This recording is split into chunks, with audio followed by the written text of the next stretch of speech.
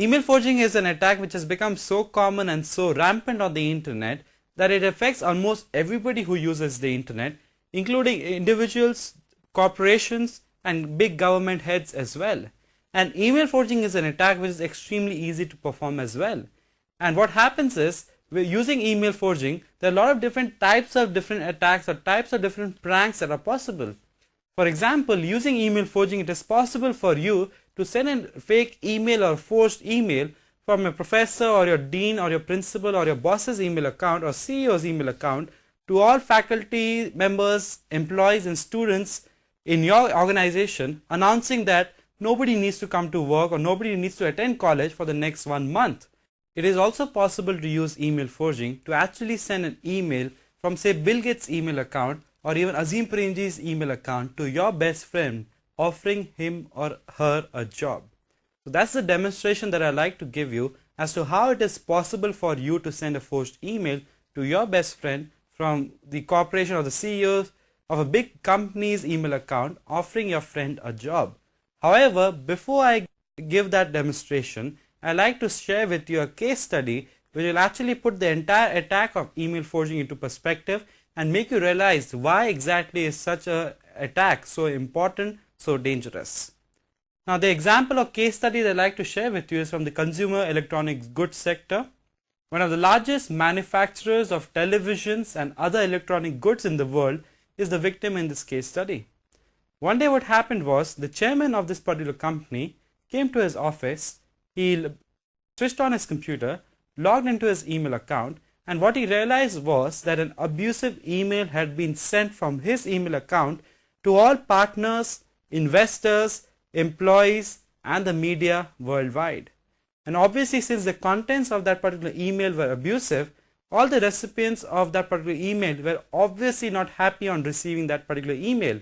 Immediately when he had checked his email account, he had already started receiving replies from people who were actually asking for an apology or were asking for an explanation as to why such an email had been sent in the first place. Immediately the chairman sent out an apology to all recipients of that particular abusive email, explaining to them as to what had happened, that somebody had managed to send a forged email from his email account. Unfortunately, the damage had already been done. A lot of people had already not liked the fact that such an email had been sent. There are a lot of other people who could not even believe the fact that email forging is possible.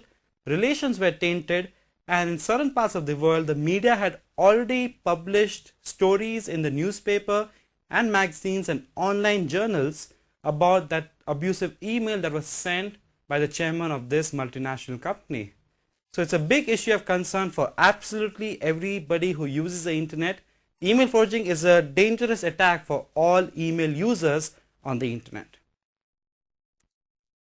Email forging and introduction.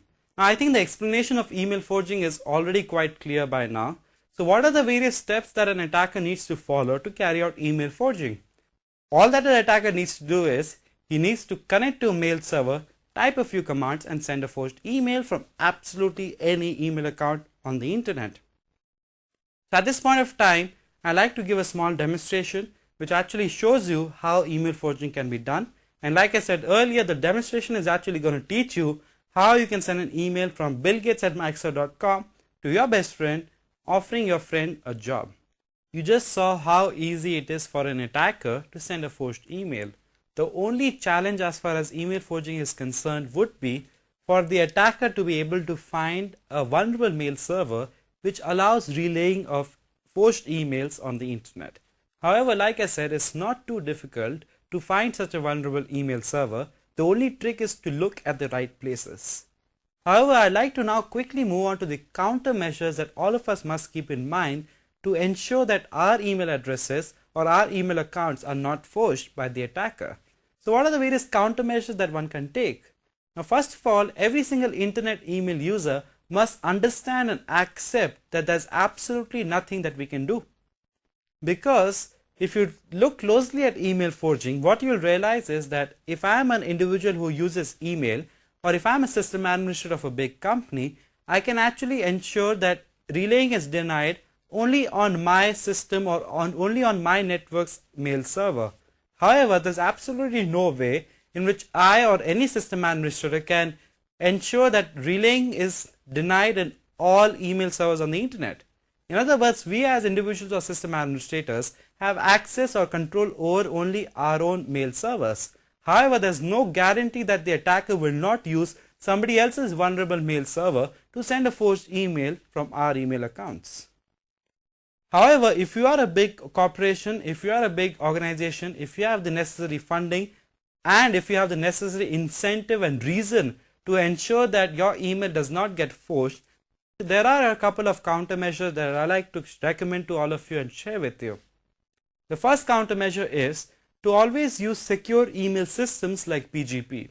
PGP stands for Pretty Good Privacy, and basically PGP is an email encryption system which allows a sender to actually encrypt his email before he sends that email out.